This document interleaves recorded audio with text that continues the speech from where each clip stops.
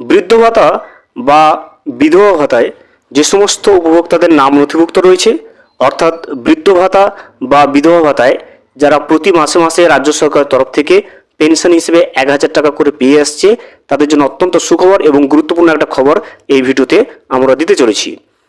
বৃদ্ধ ভাতা বা বিধবা ভাতায় মে মাসের পেনশনের 1,000 টাকা কবে উপভোক্তাদের ব্যাংকের অ্যাকাউন্টে ঢুকতে শুরু করবে সে বিষয়ে কিন্তু নবান্ন থেকে নির্দেশিকা জারি করে দিয়েছে।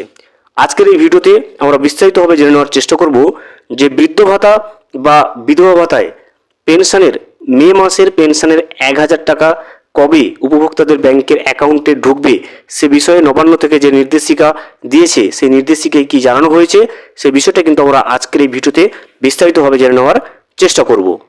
Welcome to my YouTube channel. ভিডিওটি দেখার জন্য অসংখ্য ধন্যবাদ। ভিডিওটি সম্পূর্ণভাবে দেখার আগে ছোট্ট একটা অনুরোধ, যদি চ্যানেলে নতুন হয়ে থাকেন অবশ্যই চ্যানেলটা সাবস্ক্রাইব করে রাখবেন এবং নোটিফিকেশনটা অন করে রাখবেন এই ধরনের সমস্ত আপডেট কিন্তু সবার আগে পাওয়ার জন্য। চলুন আজকের ভিডিওটি আমরা বিস্তারিতভাবে দেখে নিই। বয়স্ক এবং বিধবাদের জন্য পশ্চিমবঙ্গ সরকার যে ভাতার ব্যবস্থা করেছেন সেটা হচ্ছে বার্ধক্য ভাতা বা বয়স্ক ভাতা বা বিধবা ভাতা।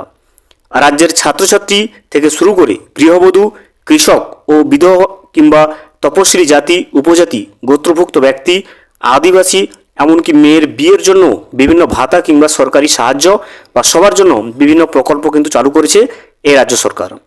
রাজ্য সরকারের বিভিন্ন জনপ্রিয় প্রকল্পগুলি যেমন লক্ষ্মীর ভাণ্ডার, যুবশ্রী, কন্যাশ্রী, কৃষক বন্ধু, স্কলারশিপ ইত্যাদি বিভিন্ন প্রকল্প চালু রয়েছে। সেই রকম আর একটা প্রকল্প হচ্ছে বয়স্কদের জন্য বৃদ্ধ ভাতা এবং বিধবাদের জন্য হচ্ছে বিধবা ভাতা প্রকল্প।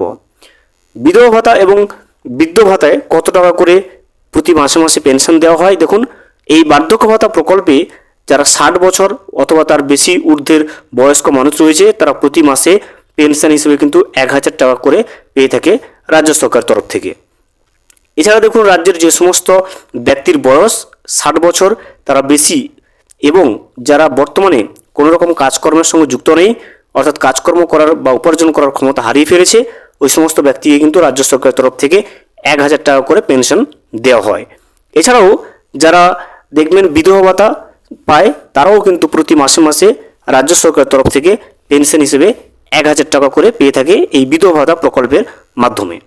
এবার আমরা জেনে নেব মে মাসে বিধবা ভাতা অথবা বৃদ্ধ ভাতায় পেনশনের 1,000 টাকা কবে উপভোক্তাদের ব্যাংকের অ্যাকাউন্টে ঢুকতে শুরু করবে সে বিষয়ে নবান্ন থেকে কি জানানো হয়েছে সেটা আমরা এখন দেখে নেব। মে মাসের টাকা দেওয়ার ব্যাপারে নবান্নের বিভিন্ন আধিকারিকদের সূত্রে যেটা জানা যাচ্ছে যে বৃদ্ধ ভাতা এবং বিধবা ভাতায় যে সমস্ত উপভোক্তারা, যে সমস্ত যোগ্য উপভোক্তারা প্রতি মাসে মাসে পেনশন পেয়ে থাকে, 1,000 টাকা করে পেয়ে থাকে পেনশনের রাজ্য সরকারের তরফ থেকে, মে মাসের পেনশনের 1,000 টাকা মের 2 তারিখ থেকে 10 তারিখের ভিতরে সমস্ত উপভোক্তাদের ব্যাংকের অ্যাকাউন্টে পৌঁছে দেবে। দেখতে পাচ্ছেন যে সমস্ত উপভোক্তারা বৃদ্ধ ভাতা অথবা বিধবা ভাতা পায়, প্রতি মাসে মাসে পেনশন পায়, মে মাসের পেনশনের 1,000 টাকা মের 2 তারিখ থেকে 10 মের মধ্যে সমস্ত যোগ্য উপভোক্তার ব্যাংকের অ্যাকাউন্টে কিন্তু পৌঁছে যাবে। ভিডিওটি সম্পূর্ণভাবে দেখার জন্য অসংখ্য ধন্যবাদ। এখনও পর্যন্ত যদি চ্যানেলে নতুন হয়ে থাকেন এবং সাবস্ক্রাইব না করে থাকেন অনুগ্রহ করে চ্যানেলটা সাবস্ক্রাইব করে পাশে থাকবেন।